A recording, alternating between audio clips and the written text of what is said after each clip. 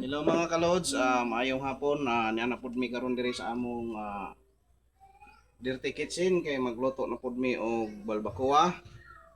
Nami diri guys sa among likod nagluto kay para pud makatipid og kuan guys, loads. Makatipid og gas. So mao ni loads, ang balbacoa nga pinalambot, balat ng baka. Mao ni mga ingredients ni sa mga loads. Ang buboy na, luyang dilaw,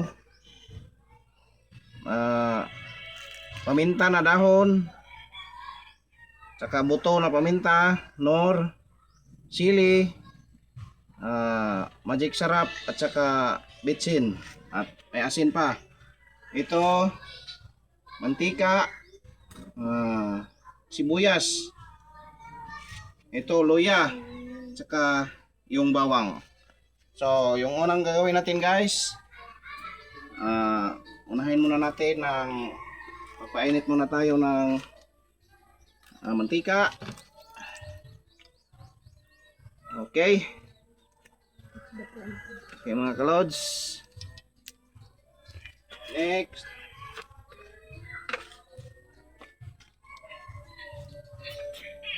Pag medyo mainit na yung mantika mga loads, sunod na natin yung bawang. Yun, ay tunog.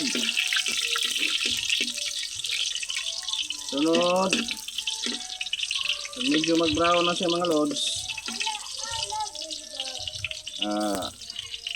pwede na isunod na yung sibuyas. Ito kasi yung version na balbacoa ni Lods Vince. Ayusin muna natin baka matapon. Medyo umagalaw. Sunod na yung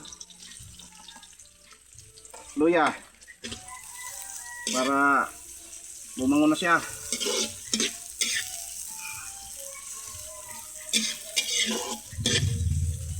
Ayan mga kalods,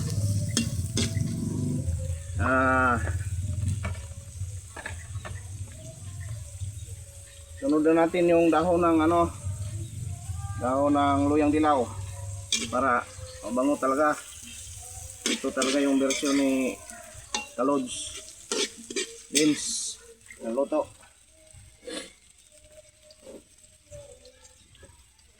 Itong buboy na, ano ba ito sa Tagalog? Yan, kompleto Ricardo. Ano bang dalaw panuhin mo na ito.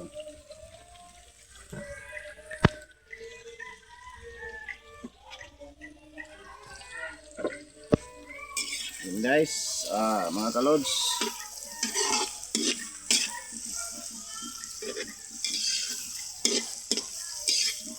mabango na. Ang dami ng halo na mga ingredients. Yan, pagkatapos nyan pwede na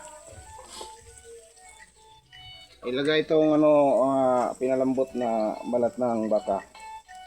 So guys, yan,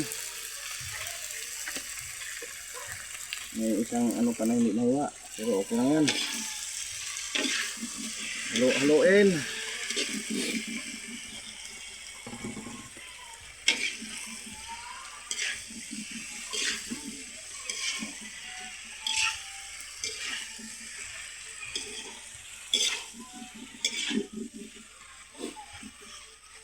Yan, antayan muna natin ng ilang minuto.